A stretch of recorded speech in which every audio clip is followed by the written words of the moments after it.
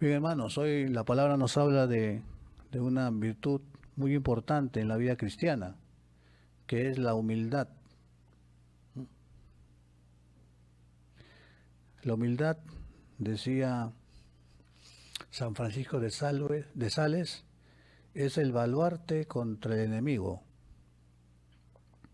es el baluarte contra las pasiones, la humildad. ¿Quién tuviera la humildad de Cristo? Decían los padres de la iglesia, ¿no?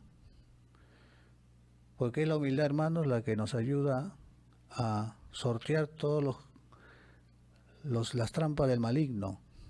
Es la humildad la que nos libera de las trampas del demonio. La humildad es la virtud que el demonio no puede imitar. No puede imitar esa.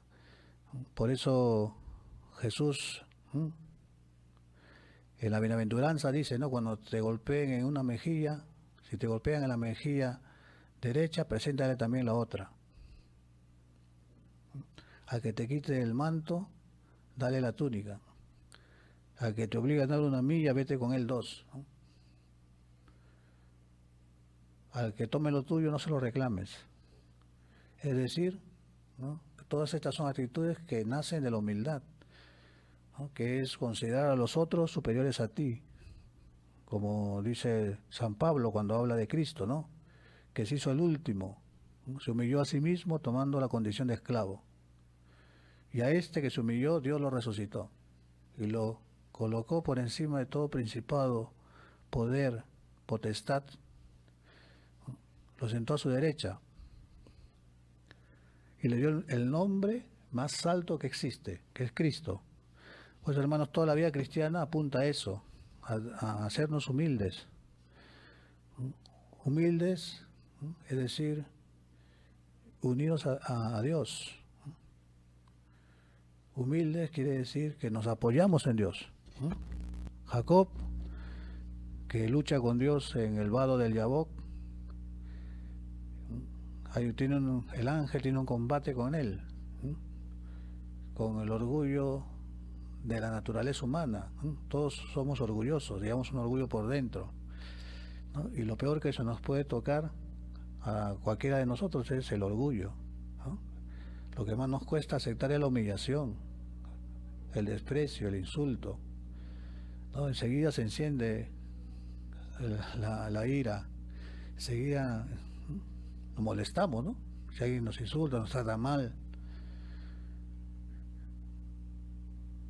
Pero fíjense esas cosas que a veces Dios permite en nuestra vida, pues más bien nos ayudan a conseguir la humildad.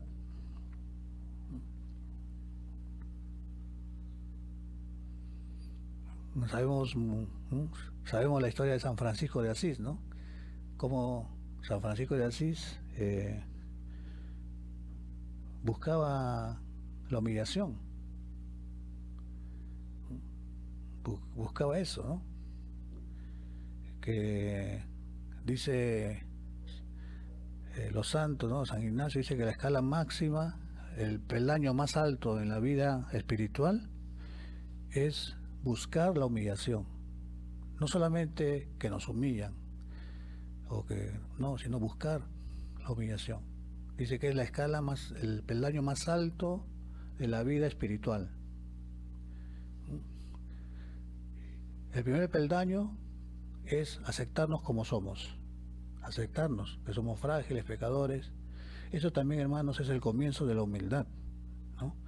La humildad empieza por aceptarnos como somos, que no somos mejores que los demás, que no somos perfectos, que nos equivocamos, que muchas veces pues fallamos incluso hasta nuestros propios compromisos.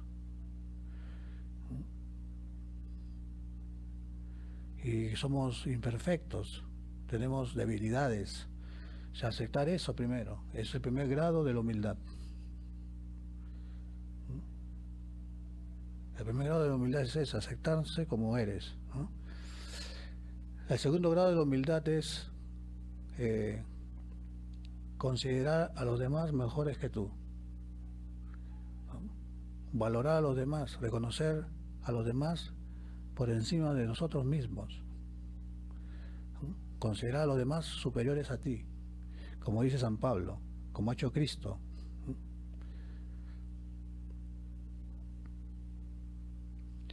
El tercer grado es cargar con los pecados de los demás, cargar con la injusticia, cargar con el insulto, con el desprecio, con el mal que nos puedan hacer los demás, como Cristo lo ha cargado en la cruz. Como Cristo, el inocente, ¿no?, ha asumido esa condición de siervo, ¿no?, y ha aceptado que los hombres le hicieran mal, que lo insultaran, lo humillaran, lo escupieran, le pusieran una corona de espinas, lo desnudaran.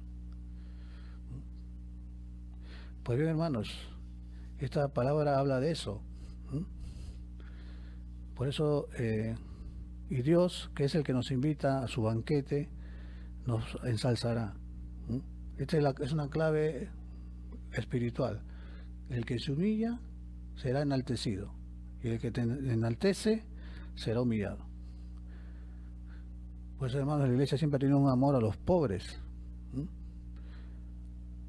Por eso Jesús decía, no, pobres siempre tendréis, pero a mí no me tendréis siempre.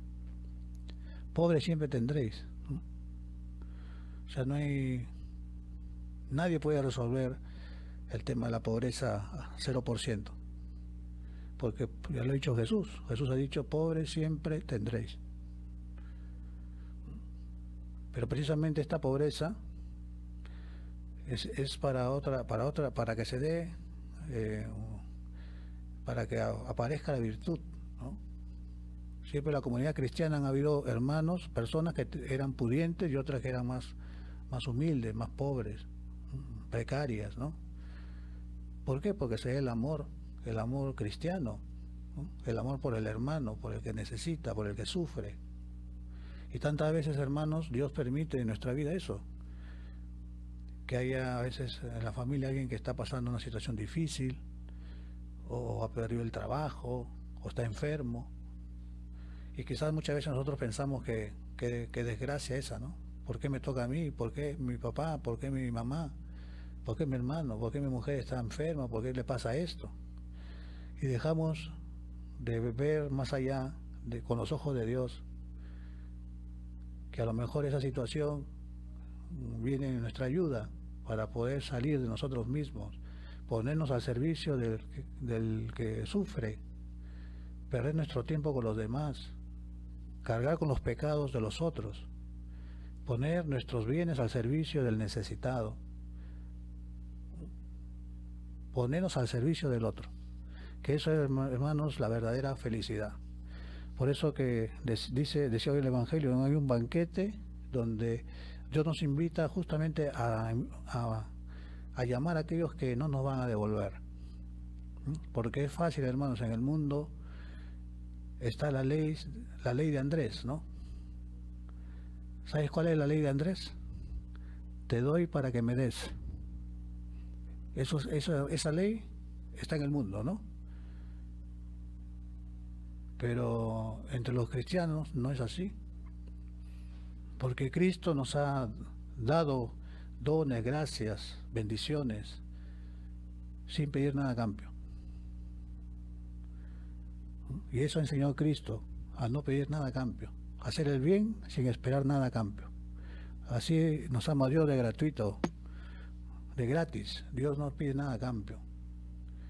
Nos da siempre el cuerpo de su Hijo en la Santa Misa y no nos pide nada a cambio. Pues bien, hermanos, por eso pidamos al Señor que nos dé esta santa humildad de Cristo, que es la verdadera clave de la felicidad. Precisamente tantos sufrimientos en nuestra vida se dan por precisamente todas esas pasiones que se mueven en nosotros, que es la competencia por ser los primeros, por ser los mayores, los más grandes, los mejores. Esa competencia que tantas veces nos hace vivir una vida llena de rivalidades que no llevan a nada y nos alejan de los demás y nos hacen crecer de manera con un espíritu egoísta, egocéntrico. Al contrario, más bien, la clave de la felicidad está en ocupar el último lugar, como Cristo, que se ha hecho el último, y a ese Dios le ensalzó y lo puso por encima de todo principado y potestad. Que el Señor nos conceda este espíritu para que encontremos ahí en ese lugar donde está Cristo, porque Cristo está con los últimos de la tierra.